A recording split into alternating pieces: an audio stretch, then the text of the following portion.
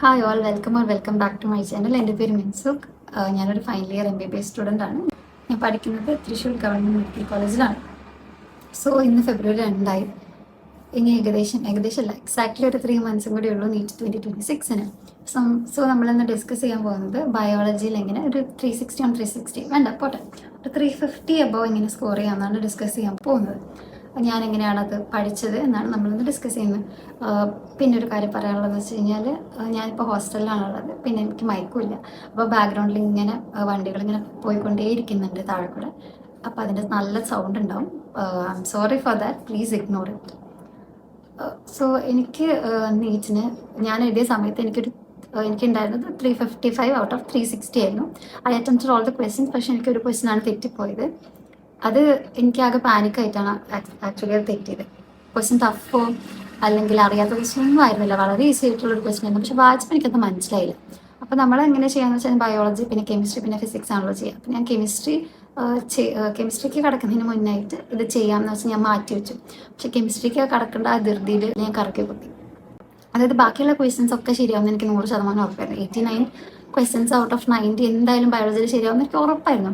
പോണെങ്കിൽ പോട്ടെ എന്നുള്ള രീതിയിൽ ഞാൻ കറക്കി കുത്തിയതാണ്, പോവുകയും ചെയ്തു.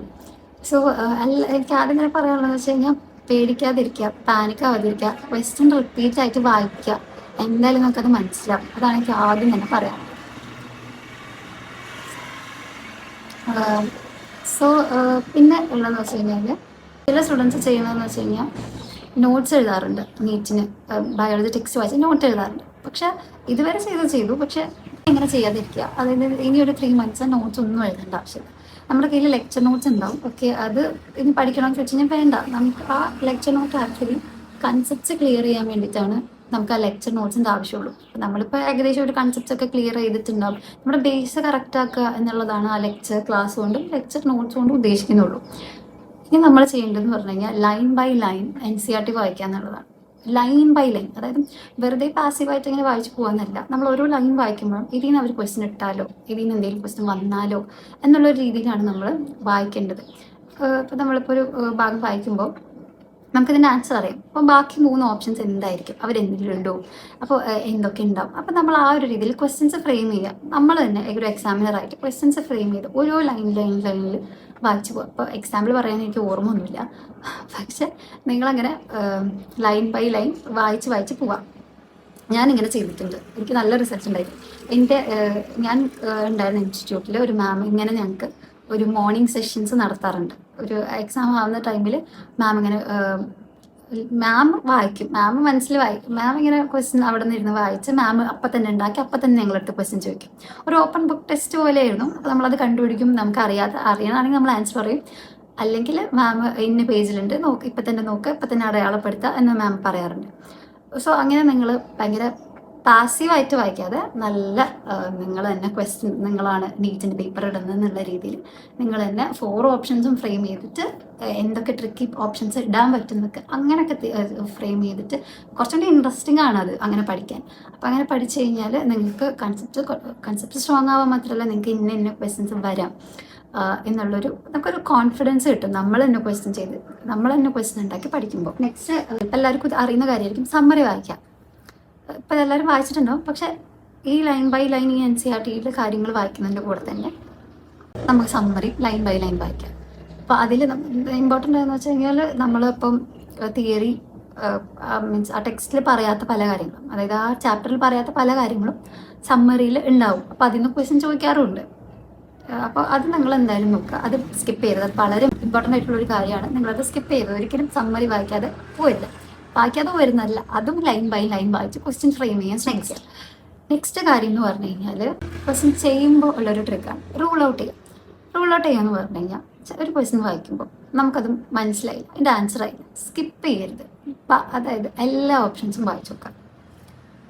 ചില ക്വസ്റ്റ്യൻസ് ഫ്രെയിം ചെയ്യുക എന്ന് പറഞ്ഞു കഴിഞ്ഞാൽ ചില സമയത്ത് നമുക്കിതിൻ്റെ ആൻസർ അറിയുണ്ടാവില്ല. പക്ഷെ അവർ ഫ്രെയിം ചെയ്തിട്ടുള്ളത് ഈ ക്വസ്റ്റിന് ഒരിക്കലും മാച്ച് ഇല്ലാത്ത 3 ഓപ്ഷൻ വെച്ചിട്ടായിരിക്കും. ഒരു ആൻസർ കറക്റ്റ് ആയിരിക്കും, ബാക്കി 3 ഓപ്ഷൻസും ഒരിക്കലും മാച്ച് ഇല്ലാത്ത ക്വസ്റ്റ്യൻസ് ആയിരിക്കും. അപ്പോൾ നമ്മൾ അങ്ങനെ റൂൾ ഔട്ട് ചെയ്യാൻ പഠിക്കാം. നമ്മൾ കുറേ ക്വസ്റ്റ്യൻസ് ചെയ്താലല്ലേ നമുക്ക് പറ്റും. പിന്നത്തെ കാര്യം എന്ന് പറഞ്ഞു കഴിഞ്ഞാൽ, ഡെയിലി മോക്ക് ടെസ്റ്റ് ചെയ്യാം. ഇപ്പോൾ 3 മാസം കൂടി ഉണ്ട്. അപ്പോൾ ഡെയിലി ചെയ്യേണ്ട, ഒരു വീക്ക്ലി ഇനിയുള്ള ഒരു 2 months നമുക്ക് വീക്ക്ലി ട്വൈസോ വീക്ക്ലി വൺസ് മതി, വൺസ് നമുക്ക് മോക്ക് ടെസ്റ്റ് ചെയ്യാം. അപ്പോൾ നിങ്ങൾ ഇപ്പോൾ കോച്ചിങ് ഇൻസ്റ്റിറ്റ്യൂട്ടിലൊക്കെ പഠിക്കുന്നുണ്ടാവും, അപ്പോൾ അവിടെ നിന്ന് ചെയ്യുന്നുണ്ടാവും. അപ്പോൾ അത് മതി, ഈ ഒരു 2 months അത് മതി. അല്ലാണ്ട് നമുക്ക് അവസാനം ഒരു മാസം ഡെയിലി മോക്ക് ചെയ്യാം. Mock is very important. Mock ഭയങ്കര ഇമ്പോർട്ടൻ്റ് ആണ്. നമ്മൾ എത്ര NCERT പഠിച്ചു എന്ന് പറഞ്ഞാലും, ലൈൻ ബൈ ലൈൻ പഠിച്ചു എന്ന് പറഞ്ഞാലും, സമ്മറി പഠിച്ചു എന്ന് പറഞ്ഞാലും, ഇനിയിപ്പോൾ നമുക്ക് കുറേ ബുക്സൊക്കെ അവൈലബിൾ ആണല്ലോ, ആ ബുക്സിൽ നിന്ന് എത്ര ക്വസ്റ്റ്യൻ ചെയ്തു എന്ന് പറഞ്ഞാലും കാര്യമില്ല, മോക്ക് ചെയ്യാണ്ട് ഒരു കാര്യമില്ല. നമ്മളിപ്പോൾ ഒരു ബുക്കിൽ 100 ക്വസ്റ്റ്യൻ ഉണ്ടായിരുന്നു, അല്ലെങ്കിൽ 200 ക്വസ്റ്റ്യൻ ഉണ്ട്, ഇതൊക്കെ ഞാൻ ചെയ്ത് പഠിച്ചിട്ടുണ്ട്, 10-12 വട്ടം ഞാൻ ചെയ്ത് പഠിച്ചിട്ടുണ്ടെന്ന് പറഞ്ഞിട്ട് ഒരു കാര്യമില്ല. മോക്ക് ചെയ്യാണ്ട് നമുക്ക് നീറ്റിന് സ്കോർ ചെയ്യാൻ പറ്റില്ല. വളരെ ഇമ്പോർട്ടൻ്റ് ആയിട്ടുള്ള ഒരു കാര്യമാണ്. ബിക്കോസ് മോക്കിൽ നമ്മൾ മോക്ക് ചെയ്തുകൊണ്ടിരിക്കുമ്പോൾ നമ്മളിപ്പോൾ കൺസെപ്റ്റ് ക്ലിയർ ആണെന്ന് പറഞ്ഞാലും ചില ക്വസ്റ്റ്യൻസ് നമ്മൾ തെറ്റിക്കും. നിങ്ങൾക്ക് പരിചയം ഉണ്ടാവുമല്ലോ, നിങ്ങൾ പഠിച്ചു പോയിട്ടും നിങ്ങൾ ആൻസർ ചെയ്യാൻ നിങ്ങൾക്ക് ആൻസർ മറന്നു പോയിട്ടും തെറ്റിച്ചിട്ടും കൺഫ്യൂസ്ഡ് ആയിട്ടും, അതായത് അങ്ങോട്ടും ഇങ്ങോട്ടും മാറിപ്പോയിട്ടും ഒക്കെ ഉണ്ടാവും. അപ്പോൾ അത് അങ്ങനെയൊന്നും ഉണ്ടാവാതിരിക്കാൻ നമുക്ക് മോക്ക് വളരെ ഇമ്പോർട്ടൻ്റ് ആണ്. നമ്മളപ്പോൾ എന്താ ചെയ്യേണ്ടതെന്ന് വെച്ച് കഴിഞ്ഞാൽ നമ്മളെ മൂക്കിൽ തെറ്റിക്കുന്ന ക്വസ്റ്റ്യൻസ് ഒക്കെ എഴുതി വയ്ക്കും. നിങ്ങൾക്ക് മിസ്റ്റേക്ക് ബുക്ക് ചിലപ്പോൾ ഉണ്ടാവും. ഞാൻ ആ ടൈപ്പല്ല, എനിക്കുണ്ടായിരുന്നില്ല. ഞാൻ എന്താണെന്ന് വെച്ചാൽ NCERTയിൽ തന്നെ മാർക്ക് ചെയ്ത് വെക്കും, ക്വസ്റ്റ്യൻ എന്ന് പറഞ്ഞ് മാർക്ക് ചെയ്ത് വെക്കും. അങ്ങനെയാണ് ഞാൻ ചെയ്യാറ്.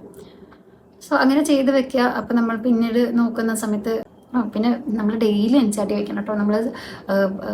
നമ്മൾ ആ ടച്ച് എപ്പോഴും കീപ്പ് ചെയ്തുകൊണ്ടിരിക്കണം ബുക്കായിട്ട്. ഡെയിലി നമ്മൾ ബയോളജി ടെക്സ്റ്റ് വായിച്ചിരിക്കണം. സോ അപ്പോൾ നമ്മളതിൽ എഴുതി വെക്കുമ്പോൾ നമ്മളത് കാണും. ഡെയിലി നമ്മൾ വായിക്കുന്ന സമയത്ത് നമുക്കത് കാണും, നമുക്കത് ഓർമ്മ ഉണ്ടാവും. ഞാനത് തെറ്റിച്ചാണ് നമുക്ക് ഓർമ്മ വരും. അപ്പോൾ നമ്മളത് ഒരിക്കലും മറന്നു പോയില്ല. അപ്പോൾ അതിന് വളരെ ഇമ്പോർട്ടൻ്റ് ആണ് മോക്ക് എഴുതുന്നതും. മോക്ക് എഴുതി ഇങ്ങനെ ആൻസർ തെറ്റിയ സാധനങ്ങൾ മാർക്ക് ചെയ്തതും വളരെ ഇമ്പോർട്ടൻ്റ്. പിന്നെ അടുത്ത കാര്യം എന്ന് പറഞ്ഞു കഴിഞ്ഞാൽ റൂൾ ഔട്ട് ചെയ്യുക. ഞാൻ നേരത്തെ പറഞ്ഞ പോലെ റൂൾ ഔട്ട് ചെയ്യാൻ നമുക്ക് മോക്സ് നന്നായി ഹെൽപ്പ് ചെയ്യും. നമ്മൾ കുറേ ക്വസ്റ്റ്യൻസ് ഇങ്ങനെ ചെയ്തു പോകുമ്പോൾ, അതായത് ആ എക്സാമിൻ്റെ ആ ടൈമിൻ്റെ ഉള്ളിൽ 2 to 5 അല്ല ആ 3 hours എങ്ങനെ ഇത് റൂൾ ഔട്ട് ചെയ്യാം എന്നുള്ളൊരു ഒരു സാധനം കിട്ടാൻ നമ്മൾ കുറേ മോക്ക് ചെയ്യണം. എന്നാലേ നമുക്ക് ആ റൂൾ ഔട്ട് ടെക്നിക്ക് കിട്ടുള്ളൂ. പിന്നെ നെക്സ്റ്റ് കാര്യം എന്ന് പറഞ്ഞു കഴിഞ്ഞാൽ ടൈം മാനേജ്മെൻറ്റ് കറക്റ്റ് ആക്കാൻ നമുക്ക് മോക്ക് ചെയ്ത് പഠിക്കുന്നത് വളരെ ഇമ്പോർട്ടൻ്റ് ആയിട്ടുള്ളൊരു കാര്യമാണ്. ബിക്കോസ് 180 ക്വസ്റ്റ്യൻസ് ഉണ്ടല്ലോ നീറ്റിൽ, അതിൽ 90 ക്വസ്റ്റ്യൻസും ബയോളജി തന്നെയാണ്.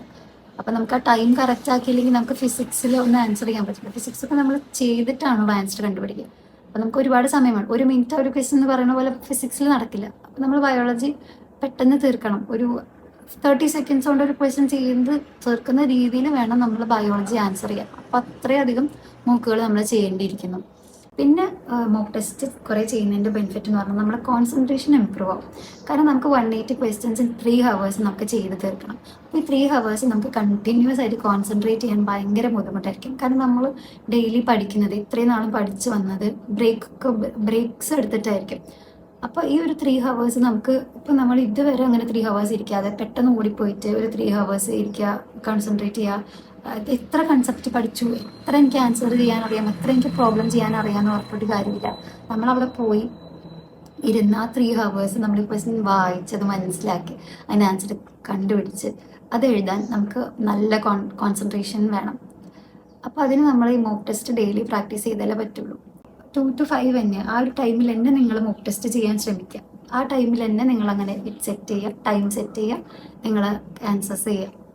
അങ്ങനെ ചെയ്യുകയാണെങ്കിൽ നിങ്ങൾക്ക് കുറച്ചും കൂടി യൂസ്ഫുൾ ആയിരിക്കും. പിന്നെ നിങ്ങൾക്ക് ഒരു 350 above എന്തായിരിക്കും. 360 ഒന്നും ഞാൻ ഗ്യാരണ്ടി ചെയ്യുന്നില്ല. കാരണം നീറ്റ് ആയതുകൊണ്ട് തന്നെ ചില സമയത്ത് 1-2 ക്വസ്റ്റ്യൻസ് ഒക്കെ പുറത്തുനിന്ന് ചോദിക്കാം. അപ്പോൾ നമുക്ക് തെറ്റിപ്പോകാൻ ചാൻസ് ഉണ്ട്. അല്ലെങ്കിൽ ഞാൻ ചെയ്ത പോലെ വലിയ മണ്ടത്തരങ്ങളൊക്കെ ചെയ്തിട്ട് തെറ്റിപ്പോകും. അല്ലാത്ത പക്ഷെ ഒരു 350 above എന്തായാലും കിട്ടാൻ ഇത്ര കാര്യങ്ങൾ ചെയ്താൽ. പിന്നെ ഒരു കാര്യം എന്ന് പറഞ്ഞു കഴിഞ്ഞാൽ, ഇതുവരെ പോർഷൻസ് കംപ്ലീറ്റ് ആവാത്ത ആൾക്കാർ പേടിക്കൊന്നും വേണ്ട. നമുക്ക് 3 months ഉണ്ട്, 3 months ഉണ്ട്, അത് മതി. ആ 3 months നമ്മൾ ആ ഫെബ്രുവരിയിൽ, അതായത് 28 days ഉണ്ട് നമുക്ക് ഫെബ്രുവരിയിൽ. ആ 28 days നിങ്ങൾ കറക്റ്റ് ടൈം ടേബിൾ ഇട്ട് നിങ്ങൾക്ക് എന്തൊക്കെയാണ് പോർഷൻസ് കവർ ചെയ്യാൻ ഇനി ബാക്കിയുള്ളതൊക്കെ കറക്റ്റ് ടൈം ടേബിൾ ഇട്ട് കംപ്ലീറ്റ് ആക്കുക. അപ്പോൾ നമുക്ക് മോക്ക് ചെയ്യേണ്ട ആവശ്യമൊന്നുമില്ല. നമുക്ക് ടെൻഷൻ ആണെങ്കിൽ ചെയ്യേണ്ട ആവശ്യമില്ല ആ ടൈമിൽ. അതെല്ലാം നിങ്ങൾക്ക് അതിൻ്റെ കൂടെ ചെയ്യുകയാണെങ്കിൽ ചെയ്യാം. കാരണം പഠിക്കാത്ത പോർഷൻസ് ഉണ്ടെങ്കിൽ ക്വസ്റ്റ്യൻ ചെയ്ത് തന്നെ ശരിയായിക്കോളും. എന്നാലും നിങ്ങൾക്ക് ടെൻഷൻ ഉണ്ടെങ്കിൽ നിങ്ങൾ ആ 28 days കറക്റ്റ് പഠിച്ച് മാർച്ചിൽ നിങ്ങൾ വീക്ക്ലി ചെയ്താൽ മതി. വീക്ക്ലി മോക്ക് ടെസ്റ്റുകൾ ചെയ്യാം. ലാസ്റ്റ് ആകുമ്പോൾ എന്തായാലും നിങ്ങൾ ഡെയിലി മോക്ക് ചെയ്യാൻ നോക്കുക. അപ്പം നിങ്ങൾക്ക് അവിടെ നിന്നുള്ള മൂക്കുണ്ടാവും, അത് നിങ്ങൾ ഇൻസ്റ്റിറ്റ്യൂട്ടിൽ നിന്നുള്ള മൂക്കുണ്ടാവും, കൂടാതെ നിങ്ങൾ നിങ്ങളുടെ ഒരു ഇതിൽ നിങ്ങൾ മൂക്ക് ചെയ്യുക. അപ്പോൾ അത്രേ ഉള്ളൂ. വീഡിയോ ലെങ്തി ആക്കുന്നില്ല, നിങ്ങൾക്ക് ഇഷ്ടം പോലെ പഠിക്കാനുണ്ടാവും.